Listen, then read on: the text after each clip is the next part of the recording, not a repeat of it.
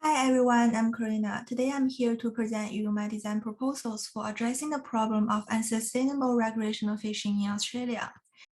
The first section is the context. A healthy marine environment is critical in delivering human-dependent ecosystem functions and practices.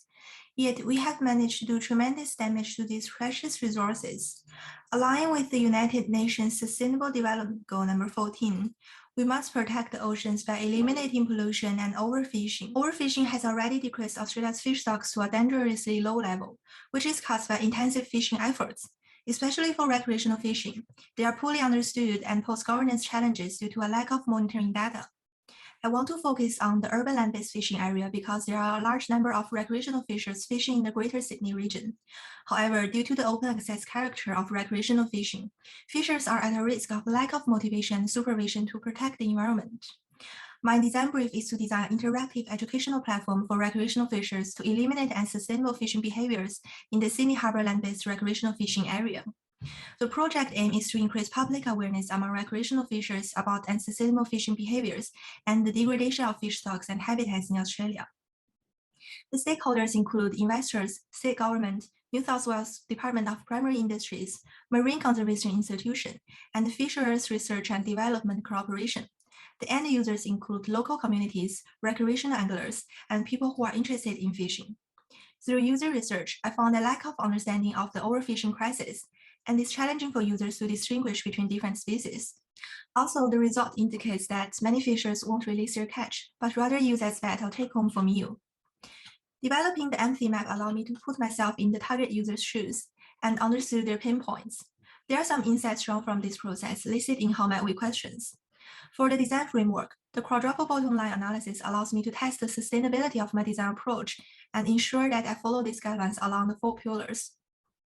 Here's a more detailed conceptual framework demonstrating the design approaches and outcomes I want to address in these potential proposals. The theoretical framework employed during the design process includes sustainable design, human-centered design, emotional design, distributed cognition, and actor network theory for developing graphic design. Moving to the present analysis section, the first present is Finner, designed for enhancing the fishing experience through providing fishing education using the Finner device and an interactive fishing platform. The second present is the Which Fish campaign, aiming to increase public awareness of the detrimental impacts of human activity on marine life through graphic communication, educational resources, and interactive activities. The third present is the AR goggles design that can scan the species and provide relevant information about the animal. The last section is my design experiments. The first design concept is the fish scanner linked with an educational app, displaying relevant species information to remind the users to be aware of their catch and the habitat condition of the fishing spots. The aim is to close the current knowledge gap, and the rewarding system is designed to increase users' engagement. I developed a storyboard illustrating the process of using the design. Here you can see that by scanning the fish using the clip-on device, users can access species information through the app and see if the fish is legal to keep. I also made a paper interface prototype to test the design's usability and see how users would interact with it. Here's a digital mockup I developed to better demonstrate the system. When landing on the app, users can see their friends' posts and fishes they have caught. The user can either scan the species using the device or directly through the app. After comparing the species, general information will be displayed, allowing the user to learn the backend size limitations, as well as the species conditions in the location.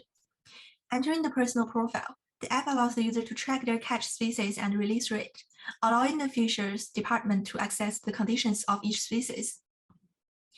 Also, the app focuses on establishing a fishing community that allows fishers to make friends and exchange their experiences. Lastly, users can easily access the fishing regulations and rules through the app.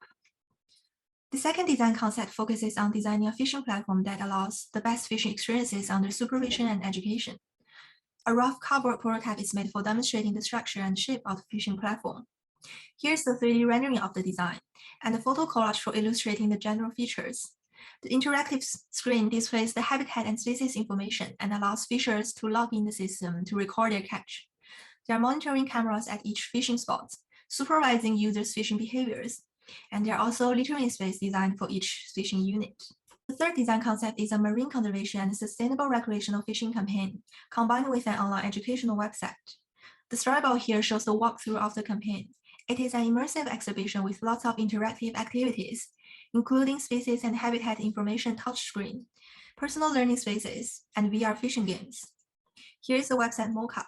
The campaign's goal is to increase the number of fishers to promote the practice of catch and release fishing and not overfishing.